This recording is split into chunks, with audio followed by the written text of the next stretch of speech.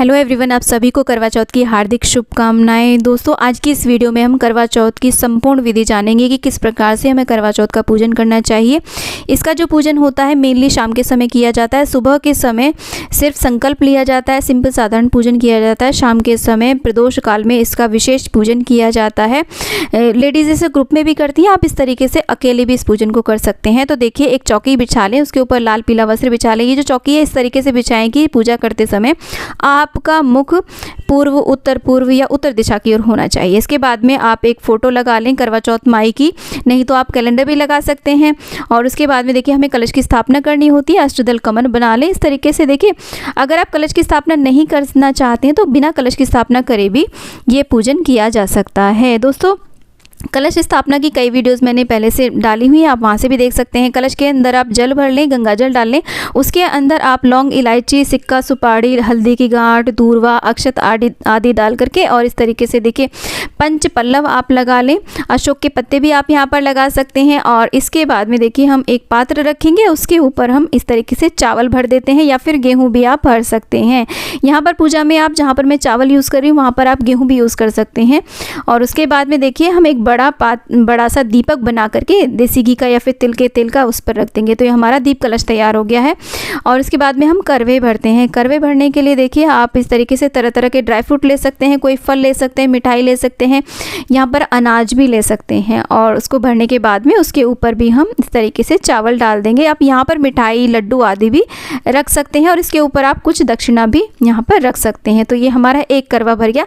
इस करवे के मुख के अंदर हम इस तरीके से 4 सरई जो सीकें होती हैं, गोवर्धन वाली बोलते हैं या फिर कुशा घास की ये सीकें होती हैं, वो आप इसमें डाल करके रख दें। दूसरा जो हमारा करवा होता है उससे हम अर्घ्य देते हैं चंद्रमा को। उसके अंदर आप जल भर लें, उसके अंदर आप थोड़े अक्षत और पुष्प डाल लें और उसके ऊपर भी हम चावल से भर करके एक कटोरी रख देंगे और उसके मुख में भी इस तरीके से 4 सरई लगा देंगे। और करवा चौथ माई के दोनों तरफ हम इस तरीके से यहाँ पर रख देते हैं दोनों करवों को। उसके बाद में देखिए, ये ऐपन होता है, ऐपन से हम 13 टिक्कियाँ लगाएंगे। अगर ऐपन आपके यहाँ पर यूज़ नहीं होता है तो यहाँ पर आप 13 टिक्कियाँ रोली की, कुमकुम की भी इस तरीके से लगा सकते हैं। तो दोस्तों, ये सुहागिन स्त्रियां अपने पति की लंबी आयु के लिए इस व्रत पूजन को करती हैं। उनके जीवन में आए हुए सभी संकटों को समाप्त करने के लिए इस पूजन को करती हैं। सर्वप्रथम द्रौपदी ने अर्जुन के लिए इस व्रत को किया था। और जिन लड़कियों की सगाई आदि हो जाती है ना, तो वो भी इस व्रत पूजन को कर लेती हैं। इस तरीके से देखिए, ऐपन से हमने सभी को टिक दिया अच्छी प्रकार से, बहुत ही शुभ माना जाता है। तो 13 टिक्कियाँ हमें रखनी होती हैं। इसके बाद में एक पान के पत्ते के ऊपर हम गौरी, गणेश और शिव जी की स्थापना करेंगे।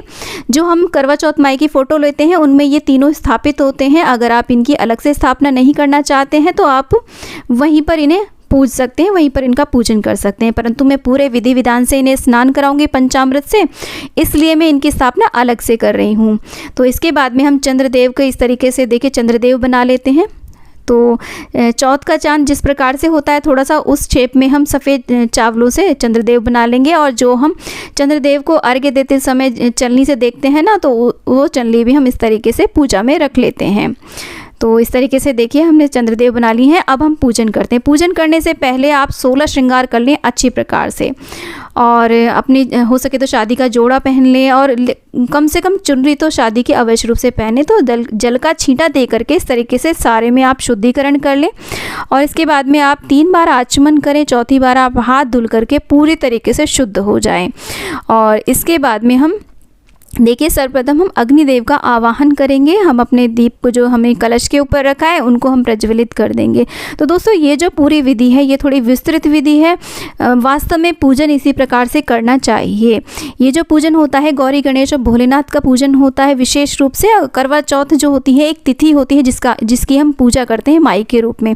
इसके बाद में कुछ अक्षत पुष्प लेकर के आप सभी देवी देवताओं का आप चाहें तो बारी बारी से आवाहन कर लें या फिर एक बारी में ही आवाहन कर सकते हैं कि हे गौरी गणेश, हे भोलेनाथ, हे चंद्रदेव, हे चौथ मैया, हे वरुण कलश देव, आप कृपा करके हमारी ये पूजा में पधारिए और हमारी इस पूजा को स्वीकार कीजिए। इस प्रकार से हम सभी देवी देवताओं का आवाहन कर लेते हैं और प्रार्थना करते हैं उनसे। और उसके बाद में आवाहन के बाद में हम सभी को शुद्ध जल से स्नान कराते हैं।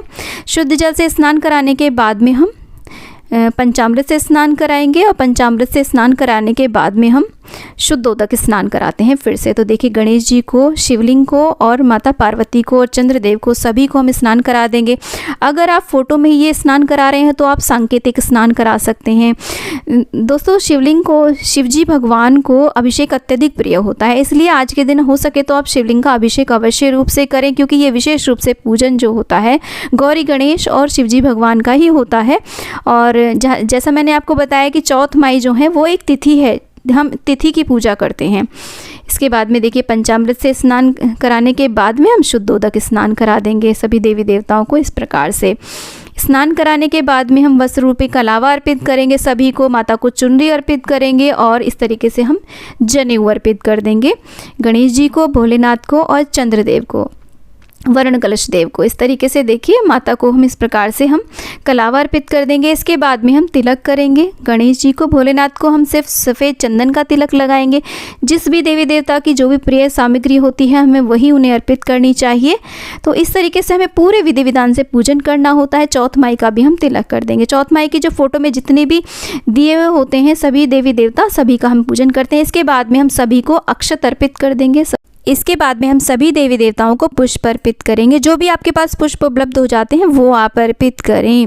दोस्तों ये जो पूजन है ये शाम के समय किया जाता है, यानी कि जब चंद्रोदय होने वाला हो उससे 1-1.5 घंटे पहले आप इस पूजा को स्टार्ट कर दें। देखिए शिवलिंग पर हम बिलपत्र अर्पित करेंगे क्योंकि इन्हें अत्यधिक प्रिय होता है। और इस तरीके से गणेश जी को हम दूर्वा अर्पित करेंगे। चंद्रदेव को सफ़ेद पुष्प अत्यधिक प्रिय होता है, सफ़ेद पुष्प अर्पित करें। तो ये जो हमने पूजा की सारी तैयारियाँ करी थी वो आप दोपहर के समय करने के बाद में आप अपने पूरे 16 श्रृंगार करें। हो सके नए वस्त्र पहन सकते हैं तो नए पहने, नहीं तो आप अपनी शादी का जोड़ा पहन सकते हैं। शादी की चुनरी तो आपको अवश्य रूप से ओढ़नी चाहिए। और इसके बाद में हम देखिए श्रृंगार की सामग्री अर्पित कर देंगे। माता रानी को चुनरी उड़ा देंगे इस तरीके से, और जो भी बिंदी आदि ली है ना उसमें से एक एक बिंदी माता रानी को आप अवश्य रूप से लगा दें। जो भी आपने महावर लिया है पहले माता रानी को अर्पित करें, उसके बाद में आप अपने स्वयं के पैरों में लगा दें। घर में कोई भी और सुहागन स्त्रियाँ हो तो उनके पैरों में भी आप लगा दें। महावर आदि आप सुबह के टाइम भी माता रानी को अर्पित करने के बाद में सुबह भी लगा सकते हैं। और इसके बाद में देखिए महावर लगाने के बाद में हम माता रानी को इस तरीके से देखिए हम इत्र अर्पित कर देंगे सभी देवी देवताओं को, क्योंकि इत्र बहुत ही शुभ माना जाता है पूजा में। इसके बाद में जो खांड के हमने करवे लिए थे ना, शुगर के बने हुए करवे होते हैं, वो हम अर्पित कर देंगे। और पंचमेवा का प्रसाद और जो भी आपने मिठाई बनाई हो, मैंने यहाँ पर पेड़े बनाए हैं, हम ये सब अर्पित कर देंगे। इसके बाद में जो आपने खीर, पूड़ी, हलवा आदि बनाया हो, इसमें शक्करकंद और सिंगाड़ा यदि मिल जाता है तो बहुत ही शुभ रहता है, वो सब हम माँ को अर्पित करेंगे। और इसे हम बायने के साथ में अपनी जो ससुराल पक्ष की कोई भी सुहागन स्त्री होती है, सास, ननद या फिर कोई भी होती है, उनको ये दे दिया जाता है। इसके बाद में हो सके तो एक नारियल ज़रूर अर्पित करें। इस तरीके से देखिए हम ये सारी चीज़ें अर्पित कर देते हैं। इसके बाद में हमें मुख शुद्धिकरण के लिए पान अर्पित करना चाहिए सभी देवी देवताओं को। तो पान के ऊपर हम लौंग, इलायची, सुपारी आदि रख करके इस तरीके से हम पान अर्पित कर देंगे सभी देवी देवताओं को।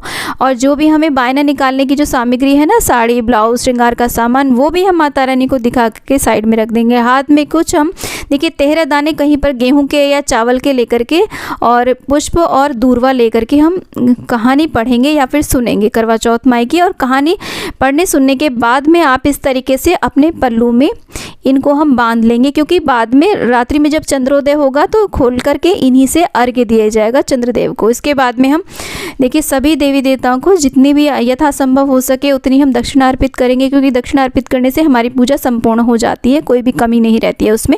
उसके बाद में हो सके तो आप छोटा सा हवन अवश्य रूप से करें। इसमें आप भोलेनाथ के नाम से, गणेश जी के नाम से, माता गौरी के नाम से, इस प्रकार से करवा चौथ माई के नाम से इस तरीके से आप आहुतियाँ दें तो बहुत ही शुभ रहता है। जो भी भोग सामग्री आपने बनाई है वो इसमें ज़रूर से आप अर्पित कर दें। तो इस तरीके से आप छोटा सा हवन भी अवश्य रूप से करें। इसके बाद में हम सभी देवी देवताओं की आरती करेंगे। इस तरीके से देखिए आप करवा चौथ माई की आरती करें, गणेश जी की आरती करें, भोलेनाथ की, माता गौरी की, सभी की आप आरती करें, प्रार्थना करें, क्षमा याचना करें और माता रानी से अगर कोई गलती हो गई हो तो उसके लिए क्षमा याचना कर लें। और अपने पति की लंबी आयु के लिए, उनके सुखी समृद्धि जीवन के लिए, उनके जीवन की सफलता के लिए माता रानी से प्रार्थना करें। तो माता रानी सदैव आप सभी का सौभाग्य बनाए रखे। इसी आशा के साथ दोस्तों विदा लेती हूँ। उम्मीद करती हूँ वीडियो आपको अच्छा लगा होगा। वीडियो अच्छा लगा तो वीडियो को लाइक करें, चैनल को सब्सक्राइब करें और वीडियो को ज़्यादा से ज़्यादा शेयर करें। धन्यवाद।